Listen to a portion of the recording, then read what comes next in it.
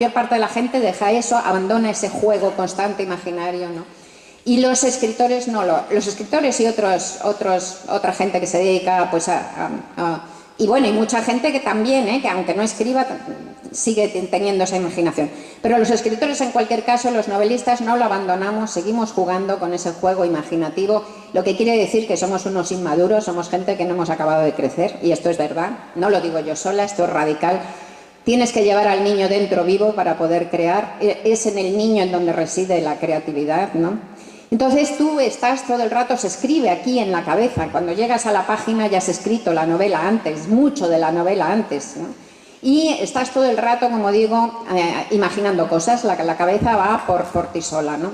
Entonces es una cosa absolutamente, volveré a esto después, pero es una cosa absolutamente muy privada, muy personal, muy de, como digo, de soñar con los ojos abiertos, y cuando escribes intentando escribir la novela que te gustaría leer a ti. O sea, que escribes pensando en el lector que llevas dentro, no escribes pensando en los lectores, ¿no? Porque son muy neutros, no ves las caras, ¿no?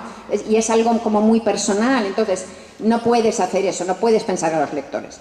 Pero en cuanto que termina la novela, si no existiera el lector, entonces es que no existiría eso que estás haciendo, ¿no? De hecho, y voy a volver atrás, de hecho existe el lector desde el primer momento en un sentido, veréis. Cuando estás inventando cosas, el 98% de lo que inventas no va a ningún lado. El 98% de las tonterías que se te ocurren atraviesan tu cabeza y se pierden como un cometa en la oscuridad, ¿no? Por ejemplo, a mí me pasa, lo cuento en La loca de la casa, si alguno lo ha leído, a mí me pasa, y esto es verdad, ¿no? Es literal, pues puedes estar de repente, no puedes controlar la cabeza, ¿no? Puedes estar de repente en la cola de un banco y entonces entra una anciana de 80 y muchos años con un niño como de 10 y se ponen detrás de ti en la cola, y entonces tú no sabes por qué piensas, ¿y si vienen a atracar el banco? ¿Y si los padres, el niño es el nieto de la mujer y de la abuela, claro, y los padres del niño se han muerto en un accidente de tráfico y se han quedado solos en la vida y no tienen dinero para vivir, no tienen suficiente dinero, entonces vienen a atracar el banco? ¿Y si cuando lleguen a la ventanilla y les toque el turno sacan un arma doméstica, como por ejemplo un insecticida de estos para matar pulgones de los rosales, ¿no? Y le dicen, pues dame los euros o te fulmino con el DDT este, ¿no? Y así te vas entreteniendo, llega tu turno, haces lo que tuvieras que hacer, pones tu cheque y te vas y los dejas ahí a los pobres que no saben la historia que han pasado, ¿no? No saben. Bueno, entonces, esto es algo que a mí se me ocurrió una vez, como se te ocurren 100.000 cosas, nunca ha pasado a un libro mío. Ya digo, el 98% de las cosas que se te ocurren nunca pasan a un libro tuyo, ¿no? Pero de repente, en una de esas cosas que te inventas, de repente, no sabes por qué, te emocionan tanto, te emocionas tanto al pensarlas, te turban tanto, te parecen tan conmovedoras y tan grandiosas y tan angustiosas y tan bellas y tan tristes y tan alegres, tan todo a la vez, que no te caben dentro del pecho, que no te caben dentro de la cabeza, y entonces te dices, yo esto tengo que contarlo, yo esto tengo que compartirlo. Y en ese momento nace un libro.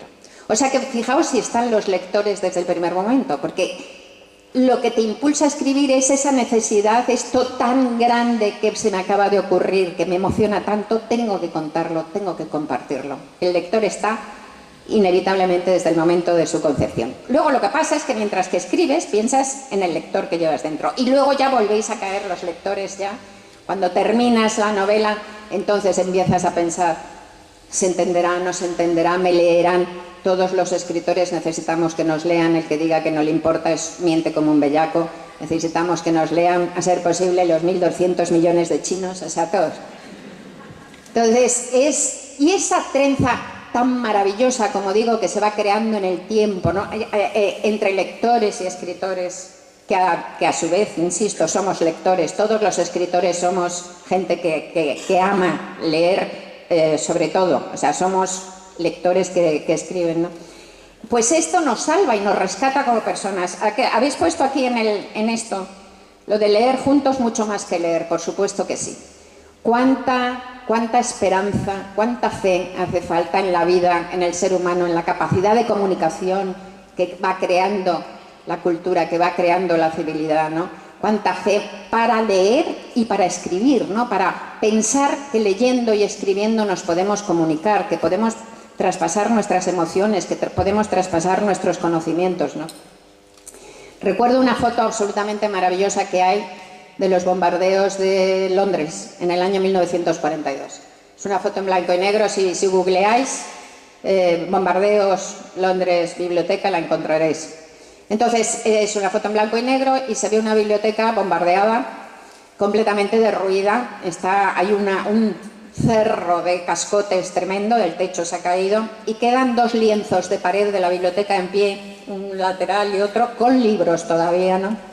Entonces, subidos a este montón de escombros, no hay cielo, no hay techo, como os digo, subidos a este inmenso montón de escombros hay 3 hombres, pues vestidos con sus abrigos y tal, y uno está mirando para sacar un libro y otros 2 han sacado 2 libros, no están juntos, están así como separados en diversos sitios, y otros 2 están leyendo libros ahí. En mitad del caos, en mitad de la nada, en mitad del apocalipsis, porque en el 1941-42 parecía que Hitler iba a ganar, era el fin del mundo, era uno de los fines del mundo, y en mitad del horror y del apocalipsis, esta serenidad de estos hombres leyendo, pues eran la prueba de esa fe y de esa esperanza en un futuro, ¿no? Y de esa fe y esa esperanza en la humanidad. ¿Creéis que acaso se estaban escabullendo de la realidad? Pues yo creo que no. No es que al leer lo que quieran es negar la realidad. Lo que hacían al leer era intentar luchar contra Hitler. Porque esa es una manera de luchar. Contra el horror es una manera de luchar contra el dolor. Gracias a eso somos humanos y gracias a eso el mundo mejora y el mundo se desarrolla y el mundo evoluciona, ¿no? Así que es maravilloso que estéis aquí. Sin vosotros estaría absolutamente chupando picaportes, estaría completamente... Creo que la mayor parte de los escritores pensamos que si no pudiéramos escribir realmente nos descoseríamos, ¿no? Nos partiríamos en cachitos. Ha dicho antes Gustavo lo de la infancia, de la tuberculosis y tal. Sí, es verdad que tuve tuberculosis, porque no fui al colegio de los 5 a los 9 años, pero ya escribía antes. La mayor parte de los novelistas hemos empezado a escribir muy de niños. Entonces yo empecé a los 5 años, tengo unos cuentecitos de ratitas que hablaban, con dibujitos y llenos de faltas de ortografía y de manchas de tinta y tal, que mi madre pues guardó y que fechó, y por eso lo sé. Fue antes, empecé con 5 años, me puse mala con 5 años, pero los cuentos son de antes. Y además conozco a mucha gente que ha estado enferma de pequeña, pues con tuberculosis también, o con enfermedad así larga como la mía, y que no han sido escritores, ¿no? Han sido, yo qué sé, trabajan en un banco. O sea, no creo que eso sea lo definitorio. Más bien creo que la tuberculosis y la escritura nace del mismo lugar, digamos, ¿no? Son consecuencias probablemente de la misma cosa. Yo tengo también, ¿por qué se escribe? ¿Por qué algunos de nosotros leemos solo y algunos de nosotros leemos y además escribimos, ¿no? Yo creo que los lectores y los escritores somos gente de la misma clase. ¿Y qué tipo de gente es esa? Pues somos personas que podemos ser a lo mejor súper simpáticos y estar muy integrados socialmente y tener montones de amigos y tal, pero que de alguna manera somos gente que tenemos una fisura con la realidad. Hay algo que no llega a permitirnos insertarnos del todo en la realidad. Tenemos unas inquietudes, tenemos un pequeño agujero, no nos sentimos del todo a gusto, a lo mejor en nuestro tiempo, en nuestro espacio, en nuestro entorno, en nuestro mundo, en nuestra familia, no es obligatorio que sea todo, ¿no? Pero quiero decir, hay una fisura, ¿no? Hay una inquietud existencial. Entonces uno lee para llenar eso, ¿no? Para llegar al otro lado de la fisura. Entonces quizá los escritores lo que pasa es que tenemos una fisura mayor, quizá tenemos un agujero mayor, los que además tenemos que escribir y tenemos que hacer un puente de palabras más grande, ¿no? para llenarlo, ¿no? Entonces, ¿por qué se escribe? Tengo bastantes teorías que las cuento también en La loca de la casa, pero pues una a lo mejor porque yo creo que los novelistas tenemos una conciencia de la muerte más aguda que el resto de los mortales. Yo creo que la mayor parte de los seres humanos, en general todos los seres humanos, nos olvidamos de que nos vamos a morir, ¿verdad? O sea, vivimos como si fuéramos inmortales, como si fuéramos eternos. Pues yo creo que los escritores somos gente más obsesionada por la muerte. Pensamos más en la muerte que la mayoría, ¿no? Probablemente escribimos por eso contra la muerte, ¿no?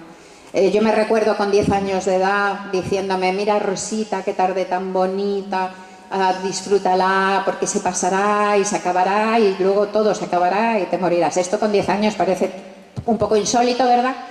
Pero no es siniestro, debo deciros, porque la verdad es que esa conciencia de la muerte va acompañada de una conciencia de la vida muy, muy aguda.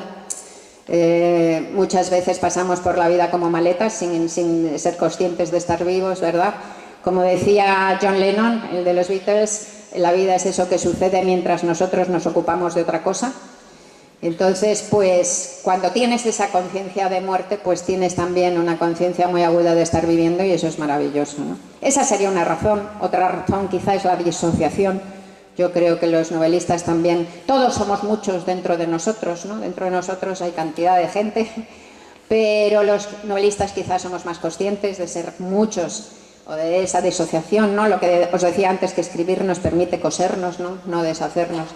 Pero bueno, lo que más he llegado a la conclusión de que hace ser novelista, a mí me gusta mucho leer biografías de escritores y tal. Tengo una biblioteca muy grande de biografías de escritores y de artistas, pues como de 800 volúmenes o de 900 volúmenes. Y entonces me he dado cuenta de que la mayoría, y luego hablando también con amigos escritores, la mayoría de los escritores, de los novelistas, han tenido o hemos tenido una experiencia de decadencia muy temprana, antes de la pubertad, digamos antes de los 11 o 12 años, hemos tenido una experiencia de pérdida brusca, violenta de alguna manera del mundo infantil, ¿no? Entonces yo creo que eso es quizá lo que nos convierte en escritores, un impulso de recuperar, ¿no? lo perdido. De nuevo se lucha contra la muerte, se lucha contra el tiempo al escribir, se lucha contra el decaimiento, ¿no? De las cosas. Como decía, lo ha citado Gustavo, es una frase lo ha citado así de lado un poco, pero se refería a eso. Hay una frase del pintor George Braque que me encanta, que dice que la arte es una herida hecha luz, ¿no? Entonces el arte efectivamente pone luz en la herida de la vida, ¿no? Y sin esa luz, sin convertir en belleza el dolor, ¿cómo podríamos vivir? Es lo que decíamos antes, ¿no? De los bombardeos, y no solo de los bombardeos, del horror, de la brutalidad, del crimen sistemático de Hitler, sin el arte, sin la belleza, sin esa fe en la belleza y en la capacidad de entendernos unos a otros. ¿Cómo podríamos haber vencido a Hitler? Ni con 20.000 ejércitos, ¿no? No solo con 20.000 ejércitos, ¿no? Así que yo no quiero dejar que me preguntéis, porque estoy segura de que esta va a ser, desde luego para mí va a ser lo más interesante, escuchar vuestras opiniones y saber, pues yo qué sé, qué dudas tenéis, si tenéis alguna, y aprender de vuestras lecturas. Porque ya sabéis que cada uno que lee un libro lo reescribe, no hay dos lecturas iguales, no hay dos libros iguales, ¿no? Entonces, pues me encantará escucharos. Solamente decir una cosa más que también ha dicho Gustavo, que yo me he comparado con Kubrick, a mí me encanta Kubrick, pero la cuestión es que lo ha hecho porque dice que efectivamente yo hago mucho. Todos los críticos, cuando sale un libro mío y tal, siempre dicen que es un libro muy distinto a todo lo que he hecho antes, que me lo dicen en cada libro, porque los libros míos son en apariencia muy distintos unos a otros, aunque en el fondo todos, para mí, evidentemente, hablan de lo mismo, ¿no? Hablan son libros de la vida, hablan de la muerte, del sentido de la vida, si tiene alguno, hablan de la memoria, hablan de la identidad, de la identidad que se basa en la memoria, de que esa memoria es una construcción imaginaria, o sea, lo que recordamos no es verdad, nos creemos que recordamos la realidad, pero estamos inventando lo que recordamos. Si tenéis hermanos, pues a lo mejor, o amigos desde muy pequeña, o primos, ¿no? Desde la infancia os habrá pasado esto. Yo tengo un hermano nada más, ¿no? Y un hermano mayor que yo, y entonces a veces pues me pongo a hablar con él de cosas que hemos vivido los dos de pequeños, ¿no? Y recordamos algún momento, alguna escena y tal, y bueno, es alucinante cada vez que nos ponemos a recordar, porque los padres de mi hermano no son mis padres para nada, en absoluto. No se parecen en absoluto, vamos, ni los padres, ni la casa, ni nada, nada. No sé dónde vivió mi hermano, desde luego.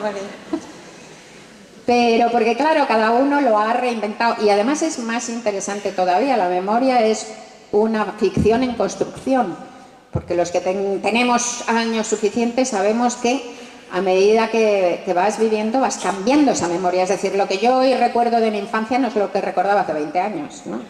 Lo vas cambiando, ¿no? Entonces, ese es un tema muy importante de mis novelas, el poder, el abuso de poder, las relaciones de poder entre los seres humanos, ¿no?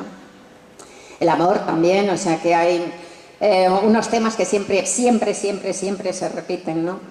Y incluso estructuras que siempre se repiten. Es alucinante porque tú vas escribiendo, como os digo, que escribes las novelas que son como sueños que aparecen en tu cabeza sin que tú los controles. Tú no decides voy a hacer esta novela, no, es que aparece ahí como el huevecillo de la novela, esa escena que te emociona y no sabes por qué, se va desarrollando luego como muy orgánicamente.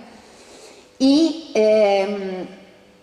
como los mismos sueños, cuando sueñas por la noche algo que de repente te levantas y dices he soñado algo absurdo, pero que me emociona mucho. He soñado que, lo cuento a veces, que me salen alas rojas a la espalda y vuelo por encima de Pekín. Y bueno, eso no tiene nada que ver con tu vida y no lo entiendes, ¿no? ¿Por qué sueñas eso? Pero a lo mejor mientras estás soñando eso, estás muerta de miedo, o estás muerta de risa, o estás tristísima mientras sueñas eso, o estás yo qué sé, conmovida y emocionada y alegre. Entonces, a lo mejor mientras sueñas eso sientes unas emociones fortísimas. ¿Por qué? Porque representa algo de tu inconsciente muy importante para ti, aunque tú no sepas ni siquiera interpretarlo, ¿no? Bueno, pues con las novelas es lo mismo. Con las novelas estás escribiendo cosas muy profundas tuyas que ni siquiera sabes interpretarlo y que a veces luego vas aprendiendo. Después, con el tiempo, las vas descubriendo, ¿no?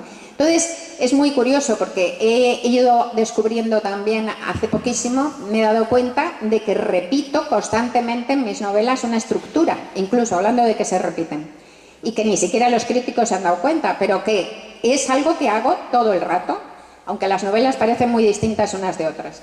Y es esta. Esto me he dado cuenta el año pasado, imaginaos. Llevo publicando novelas 35 años. Bueno, es que mis novelas, la mayoría de ellas parten de un personaje, puede ser hombre o mujer, que empieza en la novela en muy mala situación, muy marginal, es un personaje muy marginal, muy enrabietado con la vida, muy solitario, que no tiene amigos, que le es casi imposible tener amigos, o sea, tiene una dificultad para tener amigos, tiene una dificultad para admitirse a sí mismo, tiene una dificultad para quererse a sí mismo, que no se conoce nada en absoluto y que está en una situación muy mala y muy marginal. Entonces, la novela empieza con ese personaje, hombre o mujer, y la novela en sí es una prueba. Toda la novela es una aventura, que es una prueba lo que llamaban medievalmente una ordalía, ¿no? Una prueba que dura, difícil, que este personaje tiene que pasar. Y esa prueba, a lo largo de esa prueba, de esa aventura dura, pues el personaje va aprendiendo cosas esenciales y termina la novela queriéndose más, descubriendo, aceptándose más como es, perdonándose de alguna manera. Termina la novela siempre mucho mejor que ha empezado. Y sobre todo lo alucinante es que a lo largo de esa aventura, este personaje tremendamente solitario se va haciendo una parafamilia, es decir, una especie de familia rara de monstruos, de personajes aparentemente monstruosos, que en la novela se dice y queda claro que esos personajes supuestamente monstruosos son mucho mejores y mucho más válidos que los personajes de poder que aparecen en la novela también. Y ese esquema se repite una y otra vez. Y el personaje al final termina mucho mejor, entre otras cosas, porque ha conseguido conectar con el otro, con los otros. Porque otra de las cosas fundamentales en todas mis novelas es eso, que la vida no merece la pena de llamarse vida si no se vive con los otros. Somos seres sociales. Y si no vivimos con los otros, la vida no es vida. No digo ya para los otros, que son los santos, ¿no? Y a lo mejor hasta es un poco psicopático vivir solo para los otros. O sea, creo que no es bueno, no es sano. Hay que vivir con los otros, pero centrado en uno mismo, ¿no? Porque es lo que es sano y equilibrado, pero con los otros. Si no se vive con los otros, desde luego la vida no merece la pena llamarse vida. Entonces es curioso, y repito constantemente ese tipo de estructura. No me había dado ni cuenta, ¿no? Así que vas repitiendo. Pero bueno, la cosa de que aparentemente mis novelas sean cada una de distintas, hay un estudioso que se llama Isaiah Berlin, que dice que los escritores se dividen entre escritores erizos y escritores zorros. Los escritores erizos son los que se enroscan sobre sí mismos y siempre escriben el mismo libro, ¿no? Y una prueba de escritor erizo mayúsculo es Proust, por ejemplo, ¿no? que siempre escribió, pues primero escribió Jean Chantel, que es una prueba de En busca del tiempo perdido, luego el tiempo perdido y tal. Y luego están los escritores zorros, que son los que van a lo largo caminando por el paisaje, siempre en busca del horizonte, de nuevos horizontes, de nuevos paisajes, de nuevas colinas a las que subirse y mirar. Y yo soy una escritora zorro de la punta del hocico hasta la punta de la cola, porque efectivamente creo que siempre hay que escribir desde las fronteras, desde donde ya no se sabe escribir, ¿no? O sea, que no... Y no es una decisión siquiera, me aburre escribir lo que ya sé escribir. Así que siempre intento ir un poco más allá, ir un poco más allá, ir un poco más allá. Bueno, y ya está, porque si no vamos a terminar a las 7 de la tarde. Así que porque quiero que habléis. Así que muchas gracias a todos, de verdad.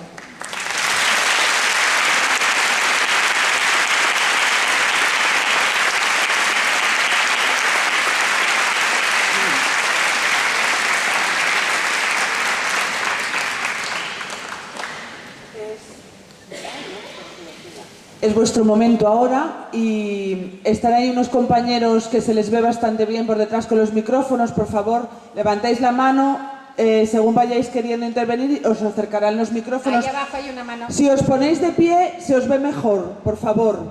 Que ahora ya como somos todos amigos no pasa nada. Nadie sienta vergüenza ni nada. Sí, Ahí. Os señalamos. Sí, eso, y si el siguiente ya también, ya os vamos... Venga, gracias. Ante todo, darle las gracias por haber venido, señora Montero. Muchas gracias. Y quería hacerle una pregunta. Bueno, estoy como un niño en la noche de Reyes. Qué buena, gracias. El paso de los años va cambiando a las personas. También, como no, a la forma de escribir de los autores. ¿Ha cambiado mucho la escritora Rosa Montero desde sus inicios literarios a la Rosa Montero de hoy? Pues muy buena pregunta, sí. Yo creo, mira, una de las cosas de las que me siento más orgullosa como escritora es que creo que he aprendido mucho. O sea, realmente no sé hasta dónde habré llegado, habré sido capaz de llegar, pero que escribo mucho mejor ahora que cuando empecé, para mí es una obviedad. La ficción, sobre todo, la ficción es un género, la novela es un género de madurez.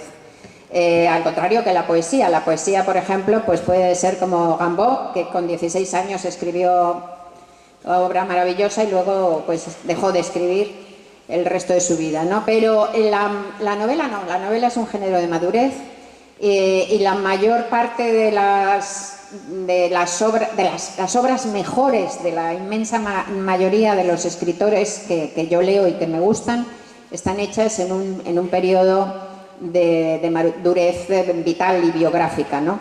Siempre decía yo que este periodo de madurez, cuando era más joven decía que era entre los 45 y los 55, a medida que voy creciendo y cumpliendo años lo voy poniendo más arriba. Pero en cualquier caso lo que sí que es claro es que necesitas haber vivido y tener un espacio con tu propia vida y una distancia para poder escribir de una manera más profunda, para poder escribir de una manera más universal, ¿no? que llegue absolutamente a todo el mundo.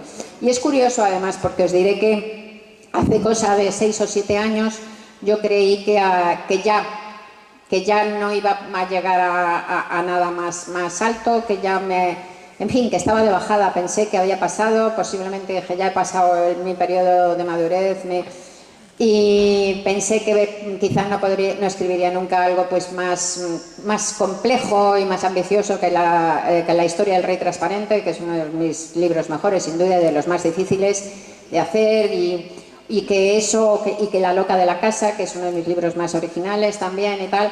Entonces pensé que, ya digo, que estaba de bajada, pero la vida reserva sorpresas alucinantes y en los últimos 3 años de repente ha empezado dentro de mí como una especie de despegue y ahora me siento en mi momento en mi momento mejor de escritura ahora mismo. Y acabo de terminar una novela, antes de ayer. Antes de ayer mandé a la editorial el borrador, el texto definitivo, que saldrá en febrero, y es una novela también de Bruna Husky, de mi detective replicante, sucede en el año 2109, pero yo creo que es mucho mejor que la primera, que Lágrimas en la lluvia, y creo que es una de mis mejores novelas en absoluto, y estoy muy contenta de ella, y se llamará El peso del corazón, y sale en febrero. Y ya tengo la idea de la próxima, y la idea de la próxima me tiene emocionadísima. Estoy tomando notas porque antes de escribir una novela, cada cual tiene cada maestrillo tiene su librillo, no todos los escritores lo hacen igual, pero yo, como os dije antes, primero se te ocurre el huevecillo, esa idea germinal, entonces empiezo a tomar notas durante 1 año o año y medio en miles de cuadernos. Al principio son notas muy desordenadas, luego van teniendo ya como una forma, ¿no?, de la estructura de la novela. Entonces luego puedo contar un poco más detalladamente este proceso si queréis. Pero total, que entonces ahora estoy en esa parte tomando notas, y yo creo que esta novela, la próxima, que es contemporánea y tal, pues tengo una emoción y una sensación de que puede ser la mejor novela de mi vida. O sea que me siento dentro de los límites de cada uno. Yo ahora me siento muy potente, estoy encantada. Es una compensación de la edad. Buenos días. Hola. Yo soy Moscón y tengo 3 preguntas consensuadas por el grupo de lectura Moscón. De todas maneras, yo me quería darte las gracias por hacernos un poco felices siguiendo la idea del jovencísimo John Lennon, con tu presencia y con tus libros, que leemos, discutimos y polemizamos. También me gustaría recordar algo que ocurrió aquí hace 82 años, en los 3 primeros días de septiembre, con la presencia de Federico García Lorca y La Barraca en la Plaza de Grado, y íntimo amigo de Valentín Andrés, que nos cuenta a su hijo como anécdota que no durmieron en toda la noche, que estuvieron en la sidrería cantando con el Polencho y con José Miranda. Qué bonito. Y dicho esto, pues bueno, nada, me voy a referir, ya digo, son consensuados por todos nosotros, hemos escrito así. Con respecto a su último libro, espero que me lo firmes, sí, claro, a pesar de lo que te pregunte, la ridícula idea de no volver a verte, al que podemos denominar como ficción real, un género que cada vez más practicado por escritores españoles. Las 3 preguntillas. ¿Qué opinión le merece o te merece la experiencia y esta forma de afrontar el libro? Sí, bueno, está muy bien lo de ficción real, me parece una gran definición. La verdad es que, como os he dicho antes, tú no escoges ni el tema ni la forma de los libros, o sea que no te creas, se imponen, ¿no? Se imponen. Entonces, este libro surgió como cuento en